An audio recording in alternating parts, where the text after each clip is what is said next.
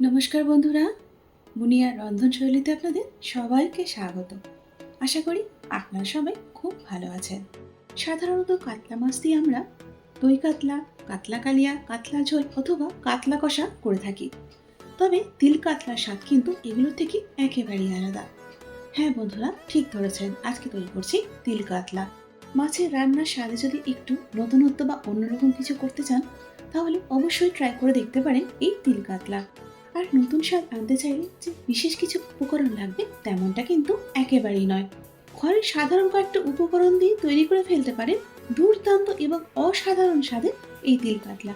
চলো তাহলে রান্নাটা শুরু করি। এখানে আমি 4 পিস কাতলা মাছ নিয়েছি। প্রথমে এগুলোতে নুন হলুদটা মাখিয়ে নেব। যেভাবে আমরা মাছের মধ্যে নুন হলুদটা মাখিয়ে নিই, ঠিক এখানেও সেভাবেই আমি মাখিয়ে নিচ্ছি। আর দেখুন বন্ধুরা, এখানে আমার মাছের নুন হলুদটা মাখানো হয়ে গেছে। চলুন এবার এগুলোকে ভেজে নিই। আমি শুরুতেই সর্ষের তেল দিয়ে দিচ্ছি একদম বেশি করে, যাতে করে পরে আর দিতে না লাগে। তেলটা গরম হয়ে গেছে, এবার একটা একটা করে মাছ আমি এর মধ্যে দিয়ে দিচ্ছি। যেহেতু মাছের পিসগুলো একটু বড়, সেই জন্য আমি সবগুলো একসঙ্গে দিতে পারিনি, দুটো দুটো করে ভেজে নেব। মাছের এক পিঠটা ভাজা হয়ে যাওয়ার পর অপর পিঠটা আমি ভেজে নিয়েছি। আর দেখুন এখানে মাছগুলো ভাজা হয়ে গেছে, তবে এগুলোকে কিন্তু আমি খুব কড়া করে ভাজিনি। এখন এগুলোকে তুলে নিচ্ছি। এখন কড়াতে যে তেলটা অবশিষ্ট আছে তার মধ্যে দিয়ে দিচ্ছি হাফ চা চামচ জিরে, একটা তেজপাতা যেটাকে আমি একটু ছেড়ে নিয়েছি, সাথে দিয়ে দিচ্ছি 1 টেবিল চামচ কাশ্মীরি মির্চ পাউডার। এভাবে কাশ্মীরি মির্চটা যদি ডাইরেক্ট তেলের উপর দেওয়া হয় তাহলে গ্রেভির কালারটা খুব সুন্দর আসে। তবে এখানে ফোড়নটাকে কিন্তু অনেকক্ষণ নাড়ানাড়ি করা যাবে না, তাহলে কিন্তু কালো হয়ে যাবে। 8-10 সেকেন্ডস মতো ফোড়নটাকে একটু নাড়াচাড়া করে ভেজে নিয়ে এর মধ্যে দিয়ে দিচ্ছি 3টি মাঝারি সাইজের পেঁয়াজের পেস্ট। এখন এই পেঁয়াজের পেস্টটাকে লো টু মিডিয়াম ফ্লেমে 5 থেকে 7 মিনিটের জন্য ভেজে নেব। যতক্ষণ পেঁয়াজটা ভাজা হচ্ছে, চলুন ততক্ষণ আমরা মশলাটা তৈরি করে নিই। এখানে আমি নিয়েছি 3 টেবিল চামচ তিল। প্রথমে তিলটাকে আমি একটু ড্রাই গ্রাইন্ড করে নেব।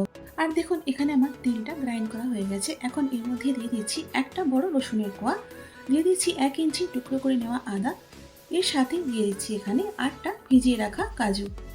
কাজুর পর এখন এখানে দিয়ে দিচ্ছি 4-5টা কাঁচা লঙ্কা। কাঁচা লঙ্কাটা আপনারা আপনাদের স্বাদ অনুযায়ী কম বা বেশি করে নেবেন। এবার দিয়ে দিচ্ছি দুটো মাঝারি সাইজের টমেটো, যেগুলোকে আমি একটু বড় বড় করে টুকরো করে নিয়েছি। এখন সমস্ত কিছু একসঙ্গে খুব ভালো মতো পেস্ট করে নেব। আর দেখুন এর সাথে সাথে আমাদের মশলার পেস্টটাও তৈরি হয়ে গেছে। আর দেখুন এখানে আমাদের পেঁয়াজটা অনেকটাই ভাজা হয়ে গেছে।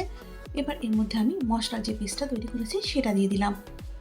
এবার খুব ভালো করে কিন্তু মশলাটাকে কষাতে হবে, কারণ এর মধ্যে যে যে উপকরণগুলো দেওয়া আছে সেগুলো সবগুলো কিন্তু কাঁচা। তাই একটু সময় এবং ধৈর্য নিয়ে লো টু মিডিয়াম ফ্লেমে মশলাটাকে খুব ভালো মতো করে কষিয়ে নিতে হবে। প্রায় 10 মিনিটের বেশি সময় হয়ে গেছে, আমি মশলাটা কিন্তু কষিয়ে নিয়েছি। এবার এর মধ্যে দিয়ে দিচ্ছি 1 চা চামচ হলুদ গুঁড়ো, সাথে দিয়ে দিচ্ছি 1.5 চা চামচ ধনের গুঁড়ো। এখন মশলাটাকে আরও মিনিট দুয়েকের জন্য কষিয়ে নেব। বন্ধুরা, এটা ছাড়াও আমার চ্যানেলে দই কাতলা রেসিপিও কিন্তু আছে, আমি আই কার্ডে দিয়ে দেবো, আপনারা আপনাদের সময় মতো একটু দেখে নেবেন। আর দেখুন এখানে মশলাটা খুব ভালো মতো কষানো হয়ে গেছে, আর মশলা থেকে তেলটাও কিন্তু আলাদা হয়ে গেছে। এখন এর মধ্যে দিয়ে দিচ্ছি 1 কাপ জল এবং স্বাদ মতো নুন। যেহেতু এটা একটু মাখা মাখা মতো হয়, সেই জন্য কিন্তু জলটা আমি এখানে বেশি দিলাম না। এবার সমস্ত কিছু খুব ভালো করে নাড়াচাড়া করে মিশিয়ে নিচ্ছি। বন্ধুরা, যদি আপনারা আমার এই ভিডিওটা ইউটিউব থেকে দেখেন তাহলে অবশ্যই কিন্তু চ্যানেলটাকে সাবস্ক্রাইব করে পাশে থাকবেন।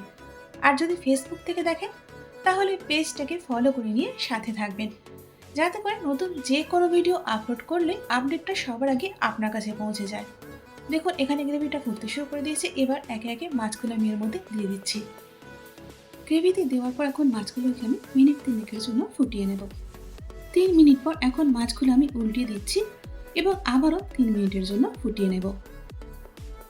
এবার একদম শেষে এর মধ্যে দিয়ে দিচ্ছি কয়েকটা কাঁচা লঙ্কা। গ্রেভির মধ্যে এভাবে কাঁচা লঙ্কা দিলে দারুণ ফ্রেশ একটা ফ্লেভার আসে। কাঁচা লঙ্কাটা দেওয়ার পর গ্রেভিটাকে আরও মিনিট খানেকের জন্য ফুটিয়ে নেব। মিনিট খানেক পর এখন আমি গ্যাসটা অফ করে দিয়েছি। আর দেখুন এর সাথেই তৈরি হয়ে গেছে আমাদের তিল কাতলা। চলুন এবার এটাকে পরিবেশন করি। ঘরোয়া সাধারণ কয়েকটি উপকরণ এবং একদম সহজ পদ্ধতিতে তৈরি, এটাই ছিল আজকের রেসিপি তিল কাতলা। বন্ধুরা, আপনারা কিন্তু অবশ্যই এটা একবার ট্রাই করে দেখুন। গরম ভাতের সঙ্গে এটা খেতে যে কতটা অসাধারণ লাগে সেটা আপনারা যতক্ষণ না নিজেরা ট্রাই করবেন ততক্ষণ কিন্তু বুঝতে পারবেন না। আর তৈরি করার পর আমাকে কমেন্টস করে জানাতে কিন্তু ভুলবেন না যে এটা আপনাদের কেমন লাগলো। বন্ধুরা, যদি আজকের আমার তিল কাতলার এই রেসিপিটা আপনাদের ভালো লেগে থাকে তাহলে একটা লাইক করে দিন। তারই সাথে বন্ধু বান্ধব এবং আত্মীয় পরিজনের মধ্যেও কিন্তু শেয়ার করে দিন। আর যদি চ্যানেলে প্রথমবার এসে থাকেন বা নতুন বন্ধু হন তাহলে চ্যানেলটাকে সাবস্ক্রাইব করার সাথে সাথে পাশের বেল আইকনটাও অন করে রাখুন। আজ তাহলে এই পর্যন্তই। আবারও ফিরে আসছি সুন্দর নতুন এবং সহজ রেসিপি নিয়ে পরে অন্য কোনো ভিডিওতে। এতক্ষণ আমার সঙ্গে থাকার জন্য অনেক ধন্যবাদ।